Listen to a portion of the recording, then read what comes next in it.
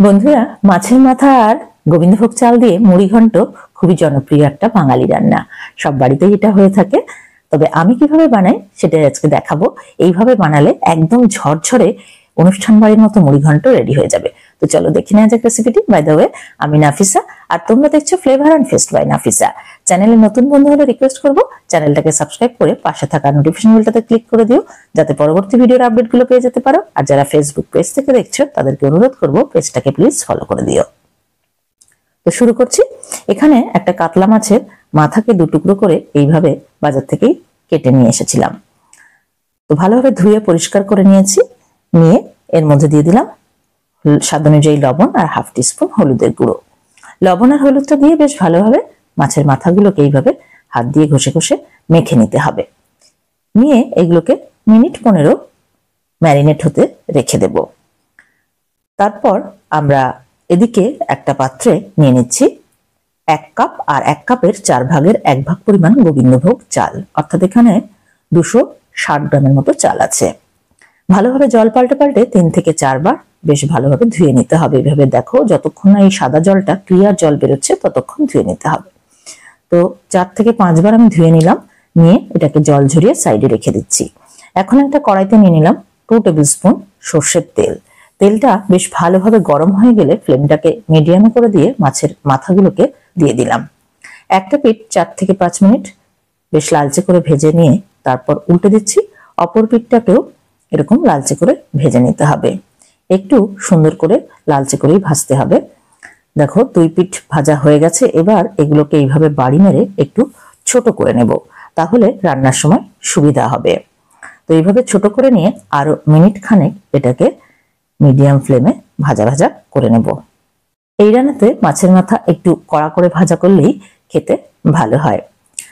তো দেখো, আমাদের মাথাগুলোকে টুকরো করা হয়ে গেছে।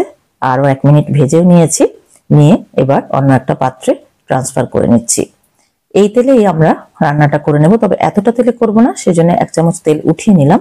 এবার ওই তেলের মধ্যে 2টো মাঝারি সাইজের ডুমো করে কেটে রাখা আলু দিয়ে দিলাম। সামান্য একটু লবণ দিয়ে দিলাম। দিয়ে আলুটাকেও একটু লালচে করে ভেজে নিতে হবে মিডিয়াম ফ্লেমে। তো আমাদের আলুটাও ভাজা হয়ে গেছে। এবার এটাকেও তুলে একটা পাত্রে রেখে দিচ্ছি। এবার এই তেলের সঙ্গেই অ্যাড করে দিচ্ছি হাফ টিস্পুন ঘি। ঘিটা দিলে বেশ সুন্দর একটা ফ্লেভার আসে, খেতে বেশ ভালো হয়। ফোড়নে দিয়ে দিচ্ছি 3টে তেজপাতা, হাফ টিস্পুন গোটা জিরে, 4টে শুকনো লঙ্কা, 4টে এলাচ, দারচিনির একটা টুকরো আর 4টে লবঙ্গ। 10 থেকে 12 সেকেন্ড ভালোভাবে নাড়াচাড়া করে সুন্দর একটা গন্ধ বেরোলে এর সঙ্গে অ্যাড করে দিচ্ছি একটা মাঝারি সাইজের কুচনো পেঁয়াজ আর 6টা চেরা কাঁচা লঙ্কা।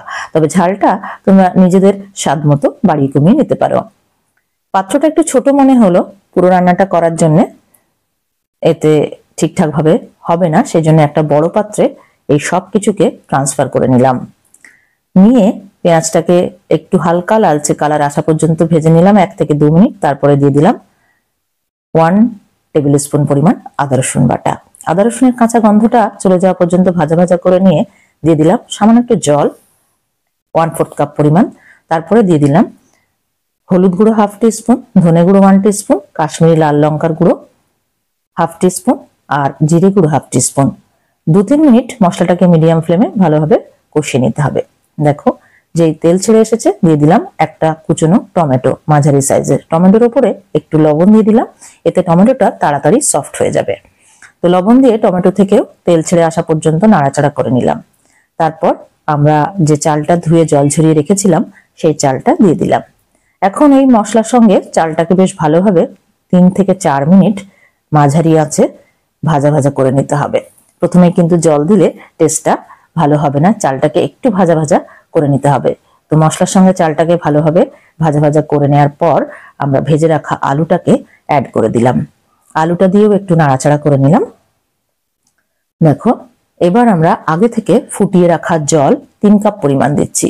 আমরা চাল নিয়েছিলাম 1 কাপ আর 1 কাপের 4 ভাগের 1 ভাগ পরিমাণ, তার ডাবলের থেকে একটু বেশি পরিমাণ জল দিতে হবে, কারণ এর মধ্যে আলুটা যাবে আর মাছের মাথাটা যাবে। তো সেই জন্য জলটাকে একটু, যা চাল তার ডাবলের থেকে একটু বেশি পরিমাণ দিতে হবে। জলটা বুঝে দিতে হবে, না হলে কিন্তু ঝরঝরে হবে না। স্বাদ অনুযায়ী লবণ দিয়ে দিলাম। লবণ দিয়ে ভালোভাবে মিশিয়ে নিচ্ছি। নিয়ে এবার এটাকে ঢাকা দিয়ে দেব। ঢাকা দিয়ে 7 থেকে 8 মিনিট লো মিডিয়াম ফ্লেমে এটাকে কুক করে নিতে হবে। মিনিট 5 রান্না করার পর ঢাকাটা খুলে আমরা অ্যাড করে দেব 2 চা চামচ পরিমাণ চিনি। চিনিটা দিলে ব্যালেন্স হয়ে টেস্টটা বেশ ভালো হবে। তবে তোমরা যদি চিনি দিতে অপছন্দ করো স্কিপ করতে পারো। চিনিটা দিয়ে বেশ ভালোভাবে একটু নাড়াচাড়া করে নিচ্ছি। দেখো এখনো একটু জলো ভাব রয়েছে, তো সেই জন্য আমরা এটাকে আবারও ঢেকে দেব। দিয়ে 2-3 মিনিট আবারও লো মিডিয়াম ফ্লেমে কুক করে নেব। 3 মিনিট পর ঢাকাটা খুললাম।